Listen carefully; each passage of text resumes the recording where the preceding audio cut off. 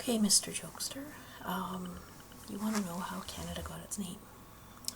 Although I really did like that joke. As a matter of fact, I never heard it before, but I liked when you told it because you started smiling before the punchline with your little boyish glint in your eye, and you thought it was awfully funny. I did too. I really did. It was cute. How Canada got its name? I'm not sure if you guys take on a lot of explorers over there, besides Christopher Columbus, which I know was a huge part of the United States history, who was also a douchebag, I'm sorry to say. He was really involved in slavery trade. Wasn't just looking for spices, he was looking for gold, and he was looking for,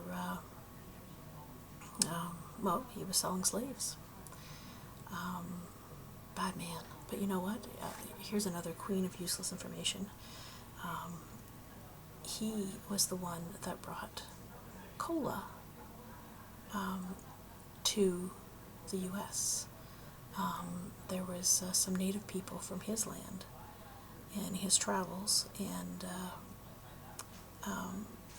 he asked them what it was, and they told him it was cola.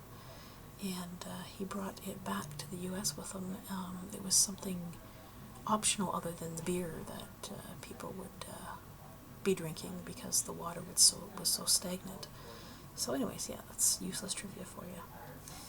Anyways, in 1535, there was an explorer, French explorer called Jacques Cartier, and he was on the St. Lawrence River, sailing up it, and all the settlements that were coming to Canada at that time, and also the Indians that were there, would settle on the riverbanks because they needed the access to the water. And he was asking, he came across these Indians, which probably were a cross between Huron or Iroquois Indians at the time. He was asking where he was, and they were pointing further up the river, and they were saying Canada, Canada, and they were referring to actually what the word was for village in their language. So they were pointing, like telling them that the village was up there, and they spelled it. Shouldn't you be doing your work? Yes, I am. I will be. Thank you. I can't believe I just got in trouble from my son because I was supposed to be studying. Anyways, that's embarrassing. They spelled it Canada, K-A-N-A-T-A. And Jacques Cartier started using that name for a place called Stadacona, which is now, I guess, Quebec City, and also all the names surrounding it, all the native lands surrounding it, he called Canada as well. And he changed the pronunciation to Canada. I don't know if he just couldn't say it. Maybe he wanted the C to be like his name. He also started calling the St. Lawrence River the Rivière du Canada, the River of Canada, and it was called that way into the 1600s. The name of Canada was used loosely to describe all of New France, which is today's province of Quebec, and actually it went all the way down to the American Midwest, as far down as Louisiana, and it wasn't official. That was before the United States, was forming as well.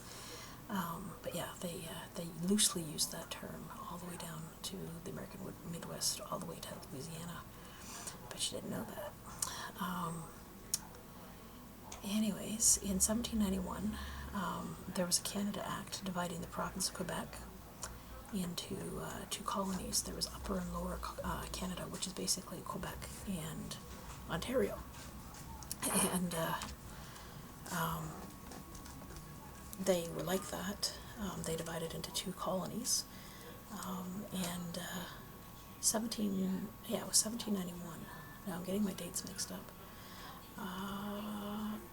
1841, they rejoined and became the province of Canada again. They changed their mind, I guess.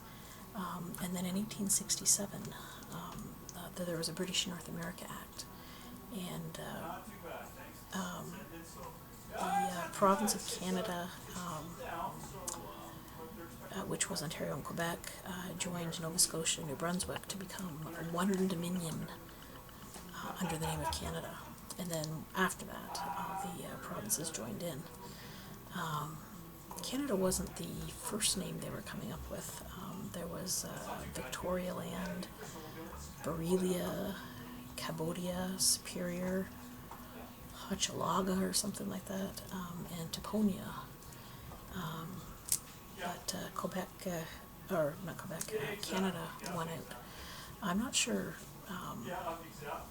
why the T was dropped and made into a D, but the original spelling of Canada, meaning village, was Kanata. Like I said, I'm not sure if it was Cartier that changed it or not, but into today's. But he definitely was instrumental in naming it that. Anyways, now you know.